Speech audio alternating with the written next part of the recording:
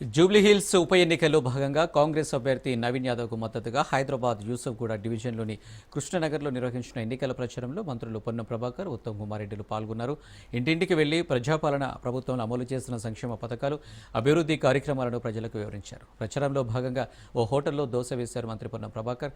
అనంతరం పొన్నం ప్రభాకర్ మాట్లాడుతూ జూబ్లీహిల్స్ అభివృద్ధి కాంగ్రెస్ పార్టీతోనే సాధ్యమన్నారు. కాంగ్రెస్ పాలనలో అనేక సంక్షేమ పథకాల అభివృద్ధి పనులు చేస్తున్నామన్నారు. జూబ్లీహిల్స్ ఎన్నికల కోసం బీజేపీ, బీఆర్ఎస్ డ్రామాలు ఆడుతున్నాయన్నారు. కాంగ్రెస్ పార్టీ అభ్యర్థి నవీన్ యాదవ్కు ఓటు వేసి గెలిపించాలని ప్రజలకు పిలుపునిచ్చారు మంత్రి పొన్నం.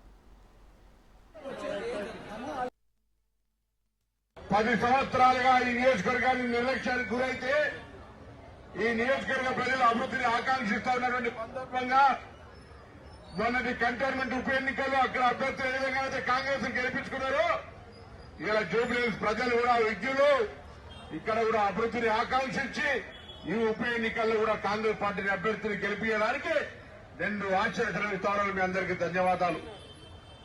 10 సంవత్సరాలుగా వెయిట్ చేసే రేషన్ కార్డు రాలే, 200 యూనిట్ల ఉచిత విద్యుత్, సన్న బియ్యం, మహిళల ఉచితంగా బస్ సౌకర్యం కలిగజేస్తా ఉన్నాం.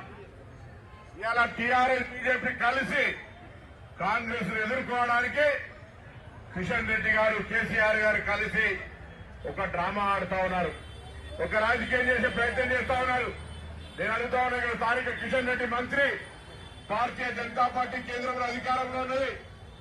ఈ జూబ్లీహిల్స్ నియోజకవర్గానికి పార్లమెంట్ సభ్యుడిగా, కేంద్ర మంత్రిగా ఎన్ని నిధులు తీసుకొచ్చినో చర్చకు సిద్ధమా అని అడుగుతా ఉన్నాం. ఇలా ఎంతసేపు టీఆర్ఎస్ పార్టీ మౌత్ పీస్ గా నేనంటలే ఈ మాట, ఈ శాసనసభ్యుడు రాజా సింగ్ చెప్తా ఉన్నాడు. ఇలా మొత్తంగా బీజేపీ నాయకత్వం తీసుకొని టీఆర్ఎస్ కప్పేపిండని, టీఆర్ఎస్ కి ఓటు వేసిన బీజేపీ చేసినట్టు అని ఈరోజు ఇద్దరు కూడా కలిసి కాంగ్రెస్ వ్యతిరేకంగా పనిచేసే ప్రయత్నం చేస్తా ఉన్నారు. ప్రజలు ఆలోచన చేయండి.